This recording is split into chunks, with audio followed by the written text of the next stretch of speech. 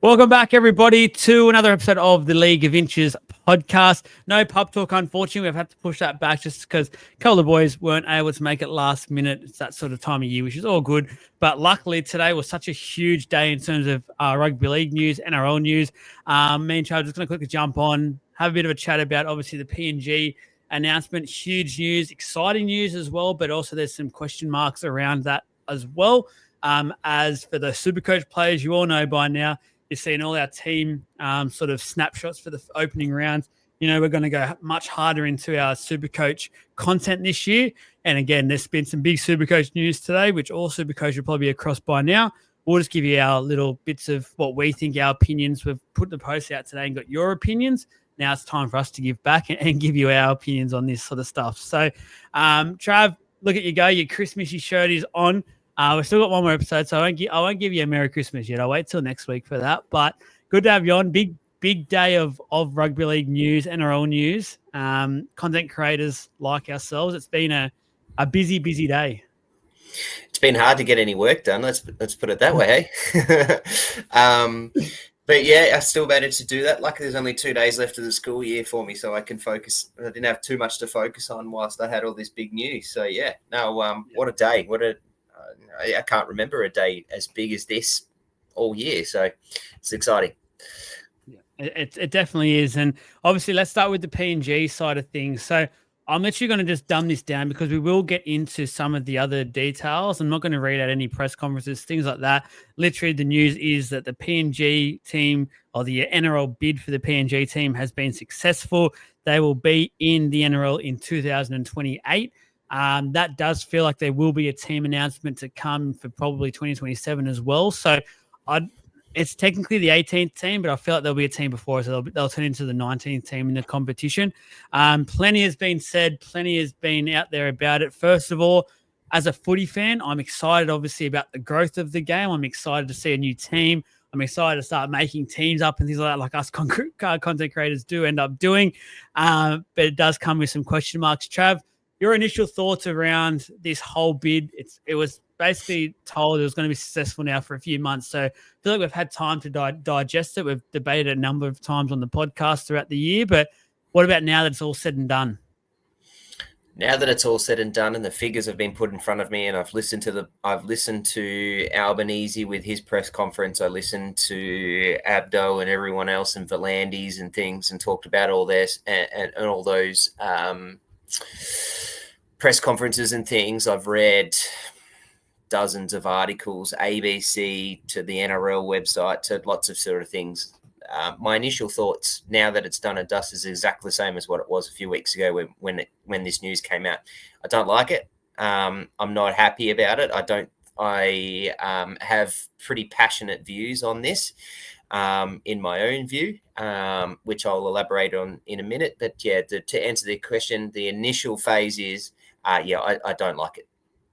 Yeah. All right. Let's go down the negative path first. I think it's good to obviously let's go down there first. So obviously some negatives is the political sort of statement. It feels like this game has now become.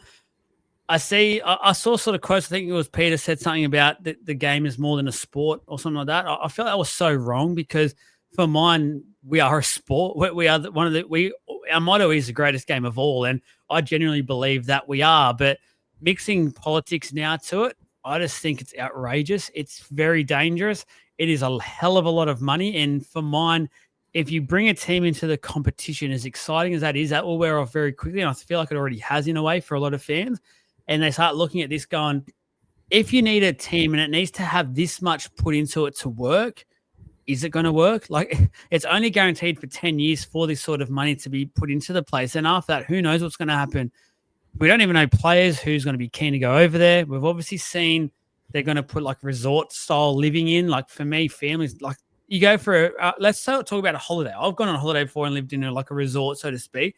After about 4 or 5 days, I'm like, get me home. Like I'm over this sort of thing. I don't want to live in this sort of, and I love the PNG fact. I love that the fact it's a national game over there, and no one out there get me wrong about this, but the extremes it feels like we're going to make this happen, just for mine, should be screaming to everyone, should it even be there in the first place?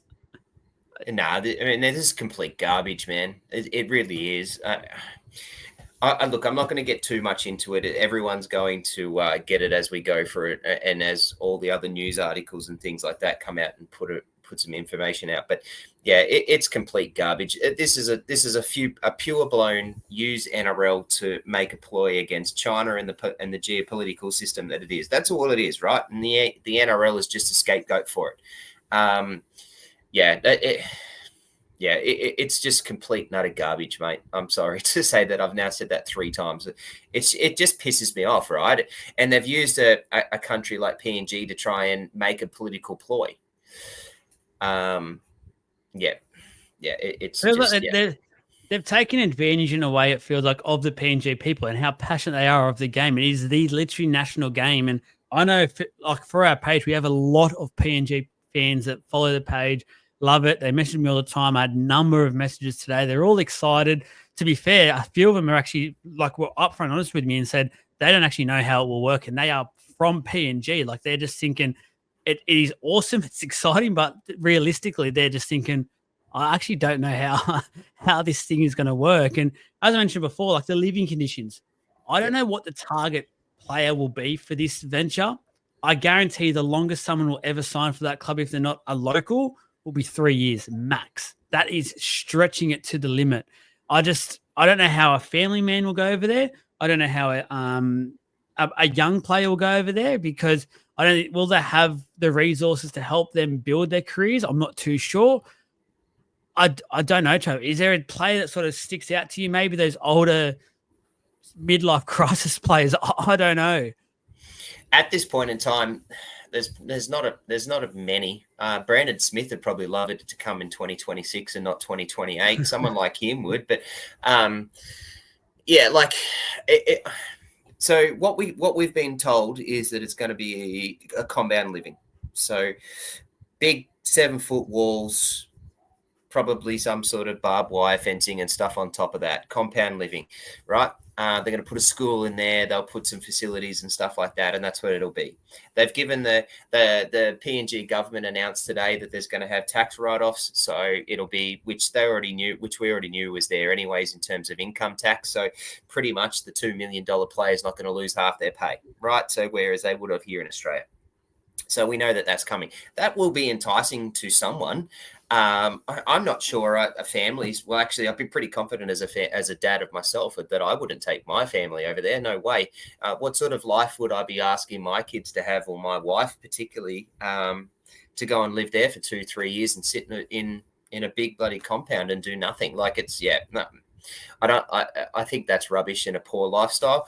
I think you might try and get and suck some people in terms of end of careers, like kind of like what the Dolphins did around the Felice Kafusi, the Bromwich boys, pay them big dollars, finish their careers, go and earn that tax-free, and then that helps with retirement.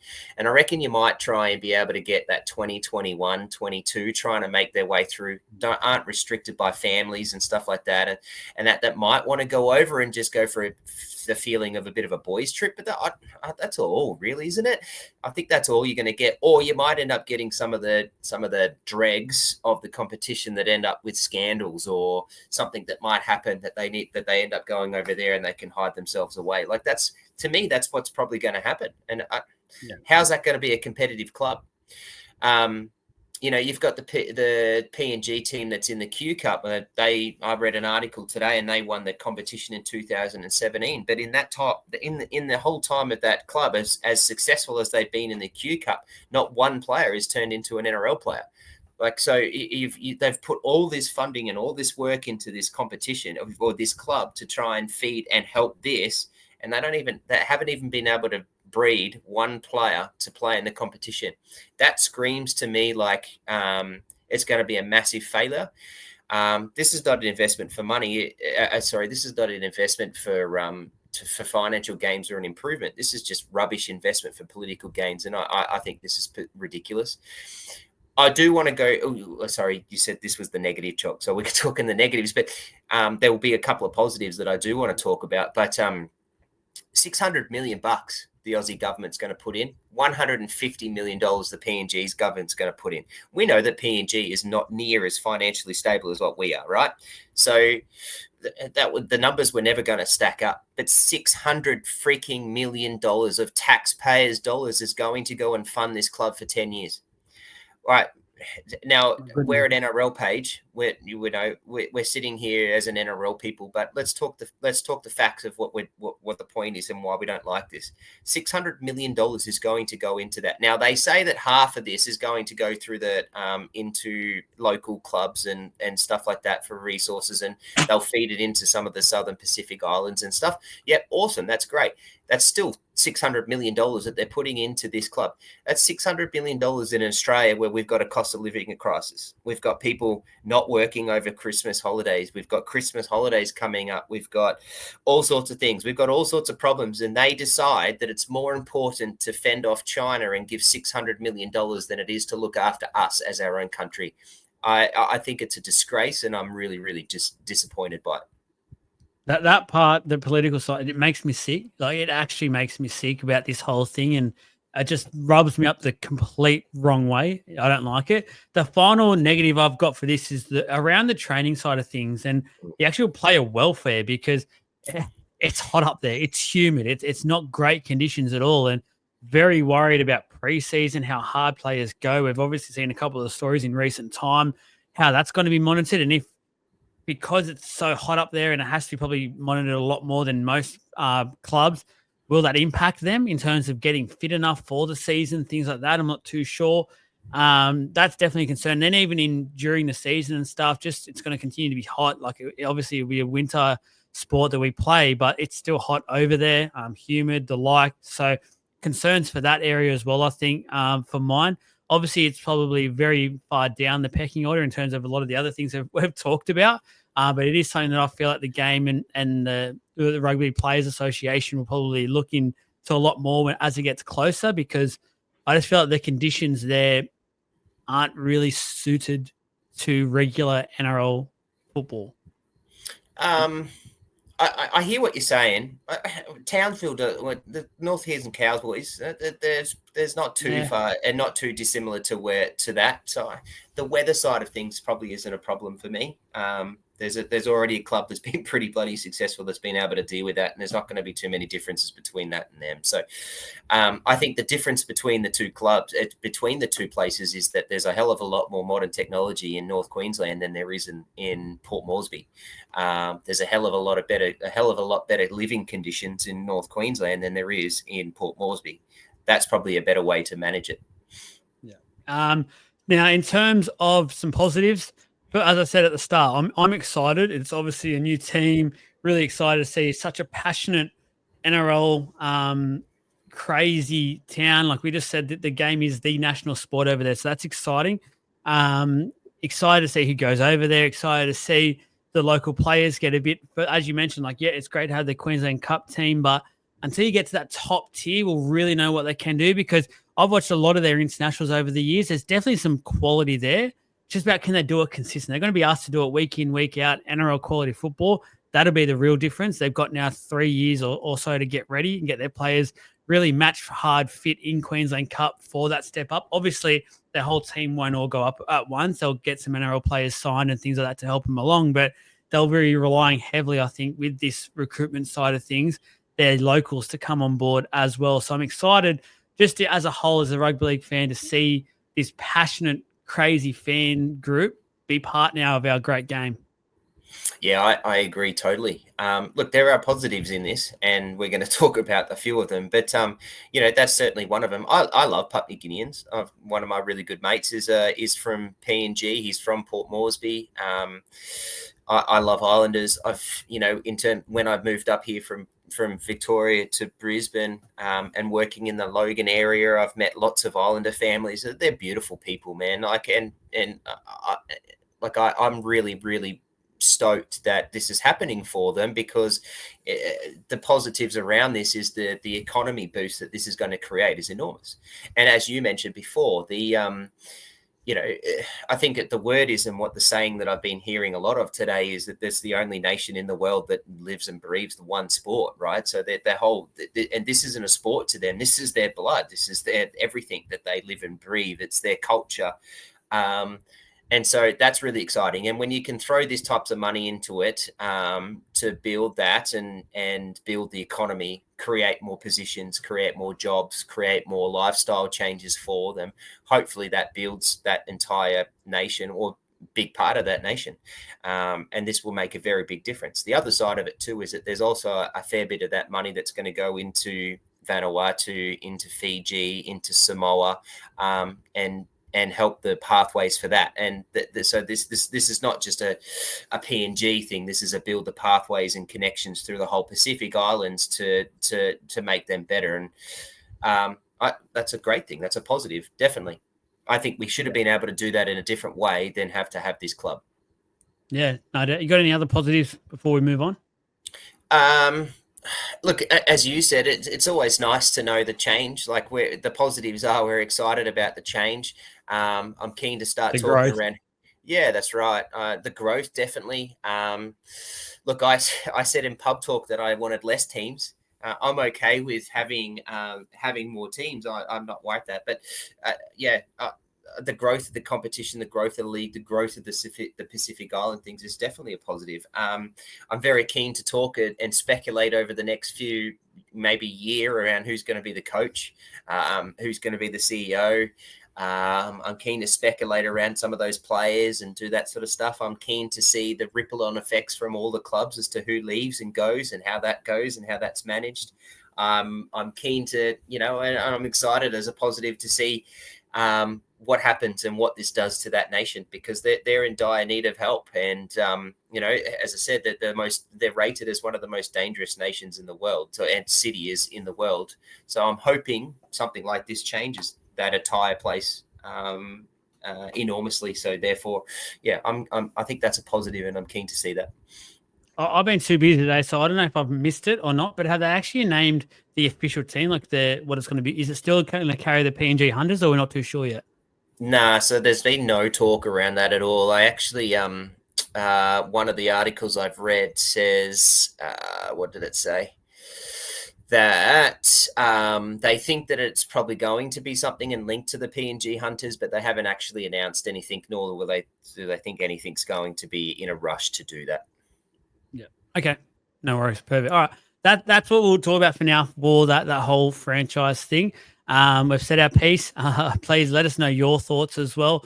We've already done it on statuses and posts today. But if you want to send the page a message, please do. Again, we are very excited. We just hope it's more than just political. It feels like a lot of that is weighted for this decision. We just know our great game is worth a lot more than that. It means a lot more. And as Trav said, if for Australia, how we're going at the moment, definitely feel like that money could have been spent better inside the country. The other bit of news we wanted to talk about for a little bit is the Supercoach announcement today. Really exciting stuff. It feels like majority of the Supercoach community is getting around this one. So Supercoach has announced a flex player.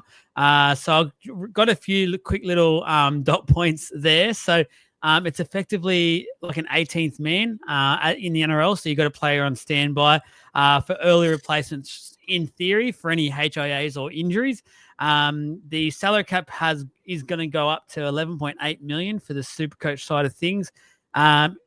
Basically, we did say early replacements, but it's also what it is. It's an automatic replacement for your lowest scoring player of the week. So it will be in play each and every week. So there's going to be a bit of strategy going around it. So instead of 25 Supercoach players, you'll be choosing 26 from now on. Prices of the top guys will be a little bit cheaper, surprisingly. So I think because it's naturally gotten a player extra, they need to make that counter that with a little bit cheaper price tags, especially for the high ones. We can use this player as a captain, so that's another bit of a loop there. And already thinking about things, you either want that player to be a dual sort of position or a fullback. Seems to be the popular picks today for what I've read, what I've thought about, and what we've said in our group chat as well. Trav, you've got a bit of experience, I guess, with this flex player, with other codes and things like that. Can you quickly tell us about your experiences so far and why you are so excited about this? And I'll tell you right now, guys, he's loving this idea. Yeah, I like it, Joel. I like it a lot. Yeah, so I've played with the flex, and the flex spot. This NRL flex spot is a little bit different to, well, it's a fair bit different to the flex in fantasy sports I've been playing with NFL and NRL. Sorry, not NRL, my bad. NBA. And NHL with some of the ice hockey stuff. The flex in that just means that you can put any player into that role, basically. So in those types of sports, you can put any position, and most people in those who run a flex position put their quarterback in the NFL because the quarterback's the one that makes the most points. In this one, how I read this is exactly what you said. The flex position is probably going to end up being someone pushing in a third FL fullback, but yeah, there's still plenty. It's not even 6-7 hours away born yet, so it'll be interesting to see. I'm really keen to get into the actual Supercoach page and see how it all looks and how it plays out. Initially, as you said, duels are going to be really important for that spot, and fullbacks. I think I've already started to think around. Because I don't think that the salary cap's risen to 11.8, which is not too much more. Prices of the high peak players have dropped a little bit more to try and counterbalance that, so that you can put someone a little bit higher in it. Yeah. It doesn't allow, and it's in just initial thoughts of that third premier fullback. I think people will still will struggle. You'll be having to make some big cuts across the board if you do run like a Mitchell Turbo Teddy type run, which is I think what you mentioned. That's going to cost a lot and would make sense because they're going to be three very high scorers. But yeah, I don't know where that fits yet. So I just want to see once the prices come out next week, which they announced as well today, that the team picker and prices comes out next week, how that feels. I love this. And the reason why I really like it is because how often, and I think very often, was the weekly podcast that you and Jesse did to start the year. And when I jumped on board, did we go, bloody hell, I just copped the HIA.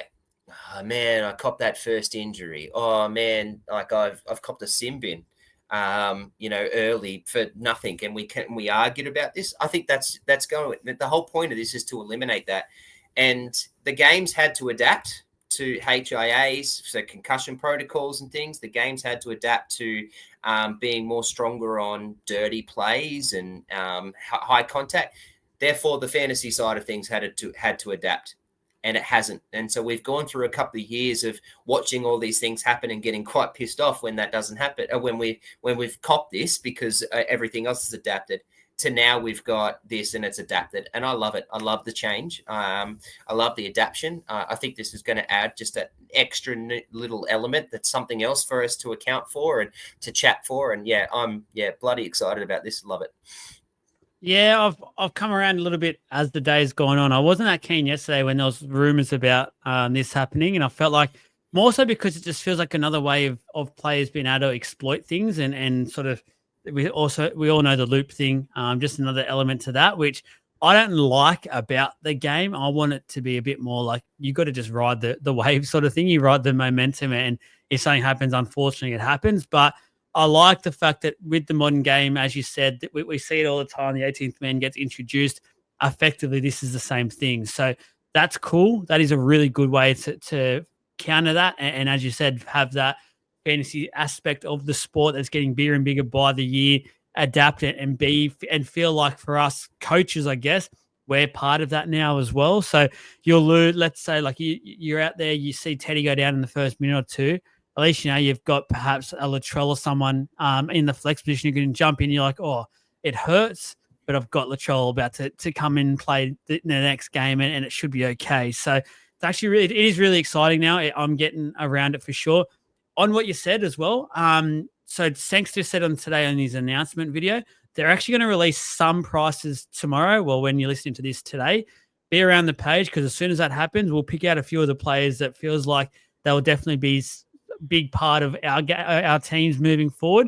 We'll do a post about it and then go from there. But as Trav said, that the team builder, by all reports, will be out next week, which will be every single player. I think Friday or today will be just about a couple of players. They normally select a few. They'll tease everyone, but we'll be all across that as well. So make sure you're across the page there. But overall, I'm pretty excited, Trav. It's good to see the game start to change in a way, and there's already calls about draft and things like that, having it make sure. I think it's already in the draft, but a lot of people didn't choose to play with it last year, but it might be big this year.